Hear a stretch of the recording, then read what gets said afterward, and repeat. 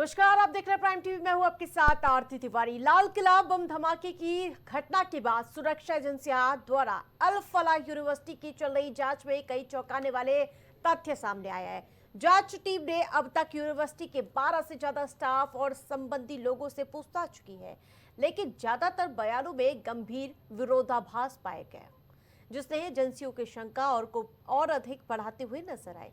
साथ ही धमाके वाले दिन से ही कई डॉक्टर्स गायब हैं और 10 नवंबर की रात से कई फैकल्टी अंडरग्राउंड हो गए। जांच में यह भी खुलासा हुआ है कि संदिग्धों की social media account Facebook, Instagram, x अचानक डीएक्टिवेट कर दिए गए। कई लोगों के मोबाइल फोन भी लगातार स्विच ऑफ हो गया, यानी कि मोबाइल भी बंद बताए जा रहे हैं। इससे ये शक गहराता जा रहा है कि धमाके के बाद किसी संगठित साजिश को छिपाने की कोशिश की जा रही है। साथ ही जांच टीम ने 2 लाख रुपए से अधिक वाले कई बैंक खातों की जांच शुरू कर दी है। शुरुआती जांच में कुछ ट्रांजैक्शन संदिग्ध पाए गए हैं और जिनके जरिए किसी बड़े नेटवर्क के जुड़े होने की संभावना जताई जा रही है। जांच एजेंसियों का कहना है कि यूनिवर्सिटी से जुड़े कई पहलू अब संदेह के दायरे में हैं और आने वाले दिनों में कई और बड़े खुलासे हो सकते हैं।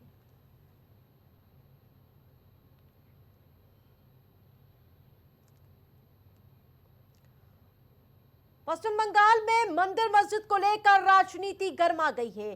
टीएमसी विधायक के बाबरी मस्जिद बनवाने के विरोध में बीजेपी सांसद ने राम मंदिर बनाने का ऐलान कर दिया है। इस मामले पर टीएमसी और साथ ही बीजेपी आमने सामने आ गई है। दरअसल टीएमसी विधायक हुमायूं कबीर ने ऐलान किया वो मुर्शिदाबाद जिले के बेलडांगा में 6 दिसंबर को बाबरी नाम की एक नई मस्जिद की आधारशिला रखेंगे।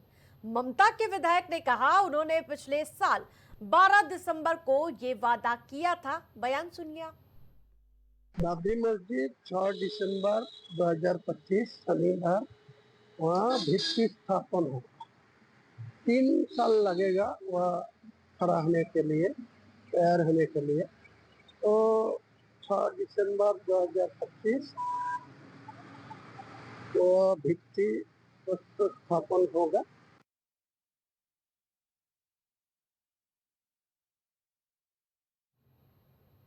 तो टीएमसी के राज्य उपाध्यक्ष जयप्रकाश मजूमदार ने कहा है कि बाबरी मस्जिद विध्वंस के 2 दिसंबर में, जो आपको बताते चले ये मामला बढ़ा था, 6 दिसंबर को ममता बनर्जी लगातार सर्वे धर्म समिति दिवस का आयोजन करती रही है और संविधान का ये संदेश फैलाती रही है कि भारत एक धर्मनिरपेक्ष देश है।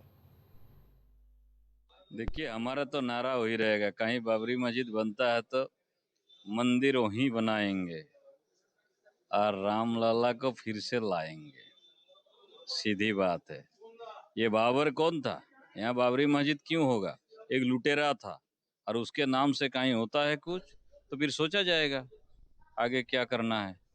हम लोग कोई भी धर्म को छोटा बड़ा नहीं, सब धर्म को सम्मान करते हैं, लेकिन कोई लुटेरा के नाम से कोई बनाता है, ये दुर्भाग्य की बात है। टीएमसी के विधायक ने जो कहा है यह राष्ट्रद्रोह है।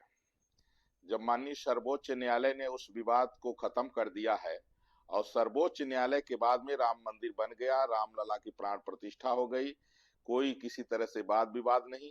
और जब 25 नवंबर 2025 देश के माननीय प्रधानमंत्री श्री नरेंद्र मोदी जी के कर कमलों से भगवा ध्वज, धर्म ध्वज की स्थापना राम मंदिर की शिखर पर होने जा रही है, इस बीच में निश्चित रूप से षड्यंत्र पूर्वक ममता बनर्जी ने इस तरह का बयान दिवाया है। और मर्यादा पुरुषोत्तम भगवान श्री राम की पावन जन्मभूमि अयोध्या से मैं तपस्वी छावनी पीठाधीश्वर जगत गुरु परमहंस आचार्य, मैं सरकार से आग्रह कर रहा हूं कि टीएमसी विधायक के ऊपर राष्ट्रद्रोह का मुकदमा पंजीकृत करके उसको जेल के अंदर भेजा जाए। अगर ऐसा नहीं किया गया तो मैं 1 करोड़ रुपए की घोषणा कर रहा हूं कि जो उस टीएमसी विधायक की गर्दन काट के ले आएगा उसको मैं 1 करोड़ रुपए का पुरस्कार दूंगा। 6 दिसंबर को दुनिया की कोई ताकत अब दूसरी बाबरी मस्जिद भारत के किसी भी कोने में नहीं बना सकता। सांप्रदायिक सद्भावना के लिए, राष्ट्रीय सद्भावना के लिए, राष्ट्रीय एकता के लिए मोदी जी ने जो नारा दिया था, सबका साथ, सबका विकास, सबका विश्वास, सबका प्रयास, उस आधार पर समाज के हर वर्ग के लोगों को साथ में रखने का हम सब लोगों ने संकल्प लिया है। अब उस संकल्प को पूरा करने के लिए हम सब लोग तन मन धन से एक साथ हैं।